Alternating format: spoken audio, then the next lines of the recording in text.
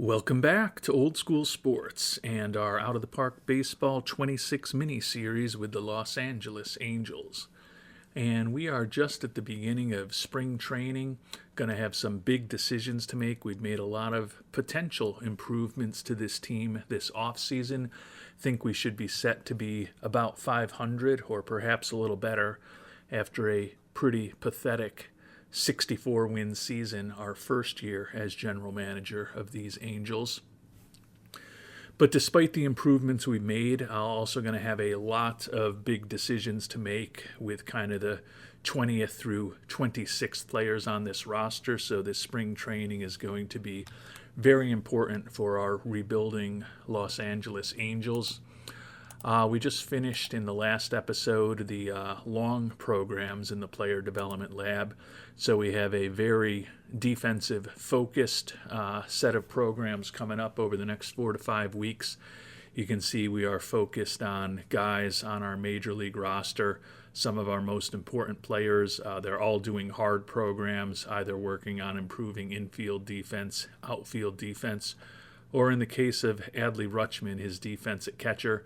So not necessarily expecting an incredibly high success rate, but certainly would be positive if ultimately multiple programs end up successful. Some of the ones that could be the most useful to us. If Nolan Schonel could become better defensively in the outfield, that could give him a little more versatility now that Vlad Guerrero Jr. is set at first base. Same thing about Logan O'Hoppe. Would love to improve his defense a bit. And then Kyle Tucker, who isn't really a natural center fielder, but is a guy who we're working on his outfield defense. And the hope is that we can make that even better over the next few weeks. And not that results in spring training are all that important, but after a 64-win season, it's always good to see the team winning a little bit. About halfway through spring training, an 8-7-1 record. Joe Adell is tied for second in the American League in home runs through spring training. Sam Bachman and Ben Joyce, with 2 saves apiece, are tied for the lead in saves. Joyce is the one who is likely to be our closer come the regular season.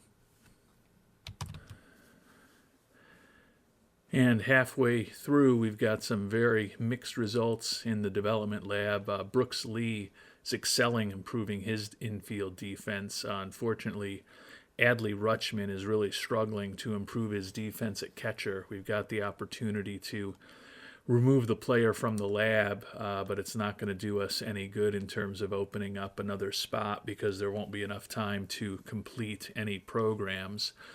Other than that, Logan O'Hoppe, Kyle Tucker, and Joe Adell are all on track to improve their infield and outfield defense programs. So other than the fact that our catcher, who we brought on board for his excellent defense, is struggling and may somehow regress a bit defensively, things are going reasonably well, but not excited that Klutchman is struggling with this defensive program here with just 2 to 3 weeks left.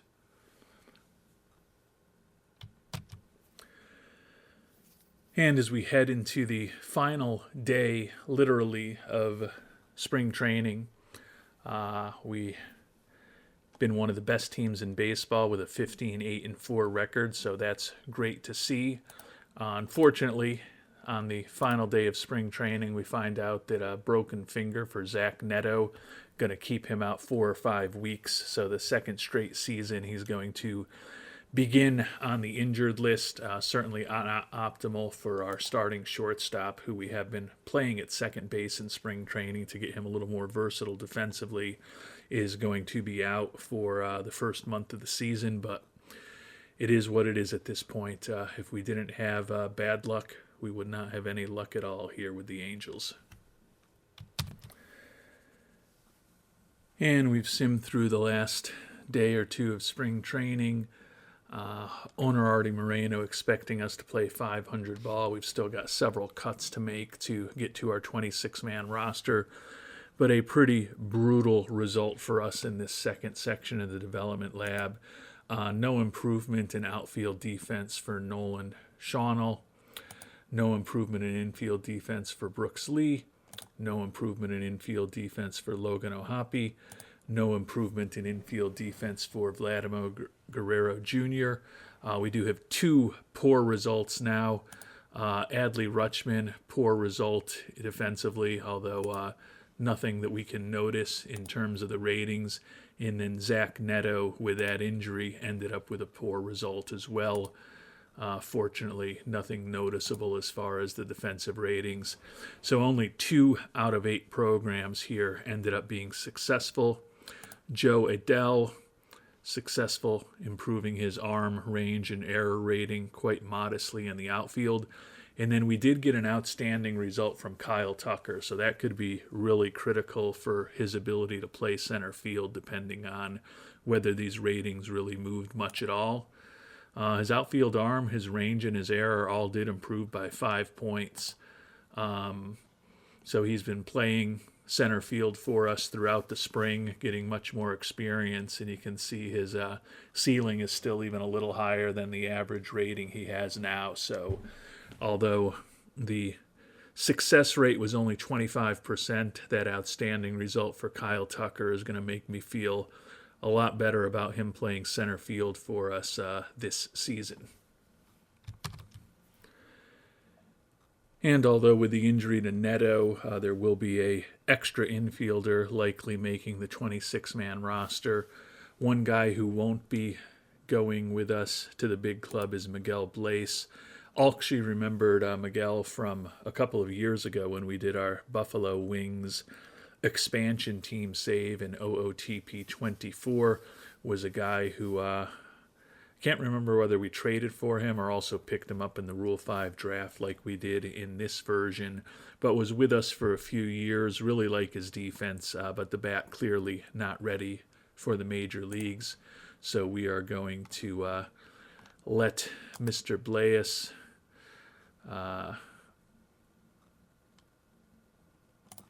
head back to his original team, and then we've still got a number of other cuts to make to both our pitching staff and the rest of our position players before we'll be down to 26. And as we're trying to get down to the 26th man on our roster, we've actually got a trade that we're going to make. You may remember from the offseason, Jake Fraley, who played very well for us with a 160 WRC plus and 163 at-bats.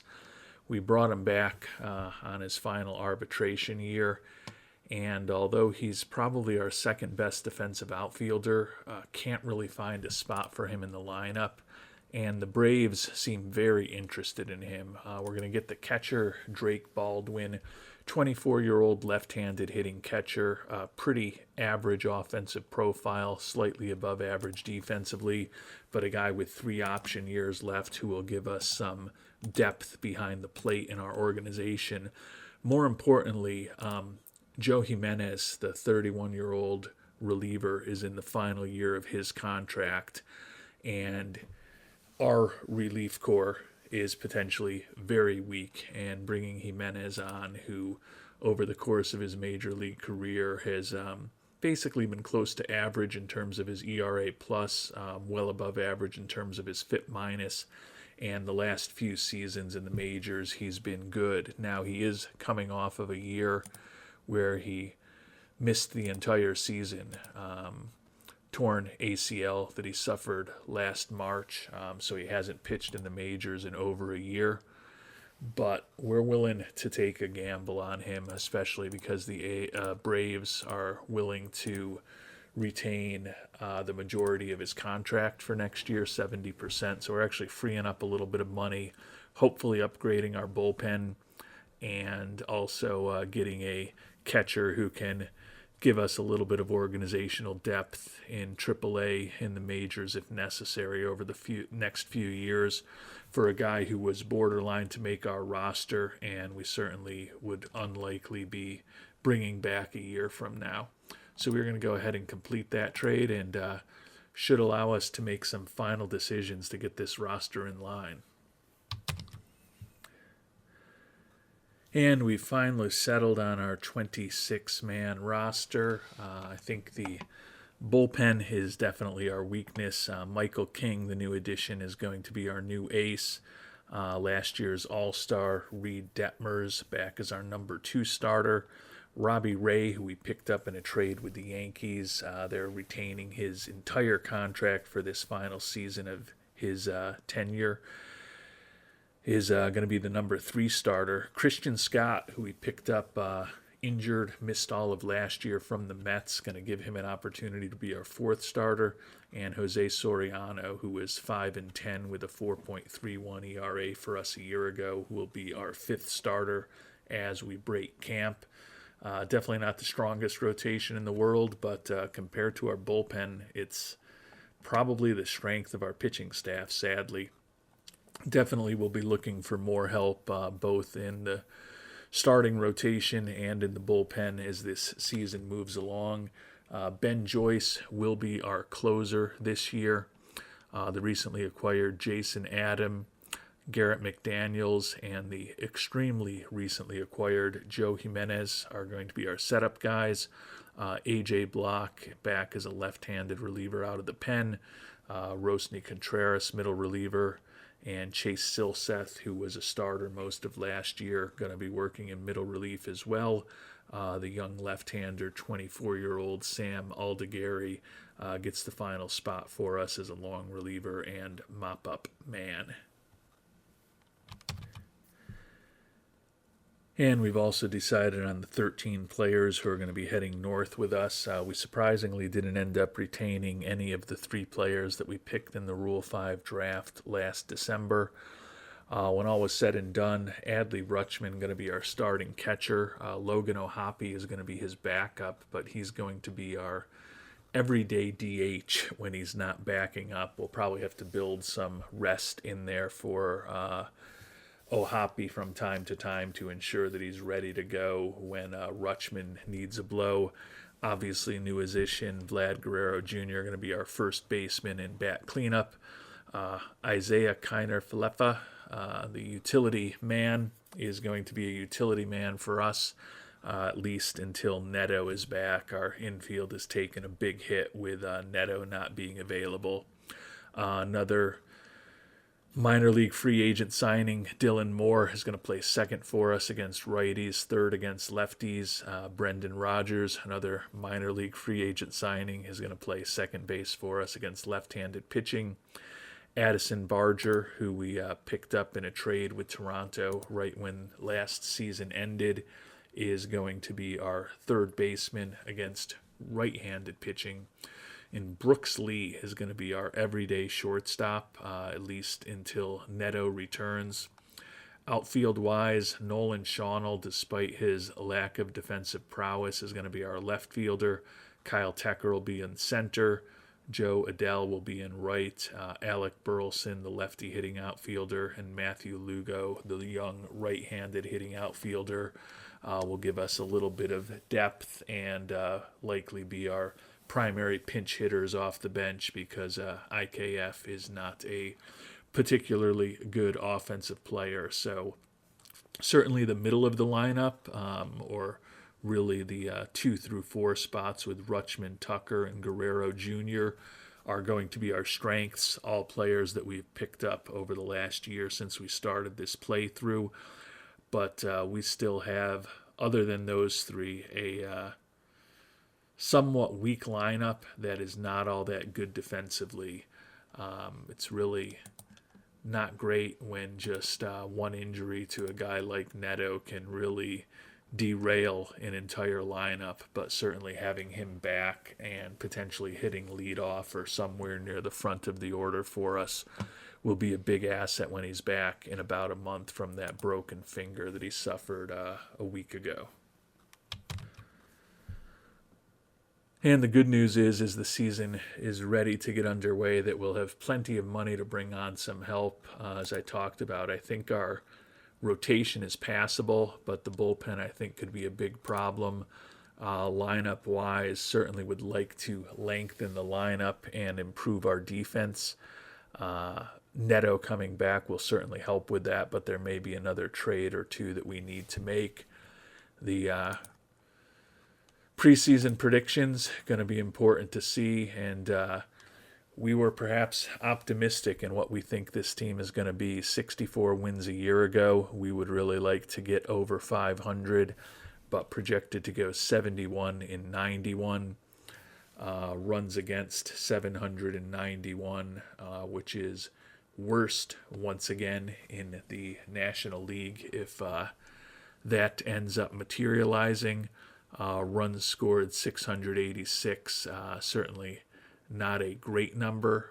Looks like that's better than only the Guardians and the Athletics. So honestly, even with the additions of Guerrero Jr. and Kyle Tucker and Michael King, were projected to be 13th in runs scored and 15th in runs allowed in the American League, which is, I believe, exactly where we finished last season. So not perhaps feeling as optimistic as I was before we saw exactly how bad the projections are for us. Not surprisingly, none of our hitters are expected to be near the top of the list. Michael King went 12-12 with a 4.20 ERA in the simulation. Did pitch close to 200 innings, struck out over 200 batters, so at least looks like he'll be giving us a solid start every fifth day.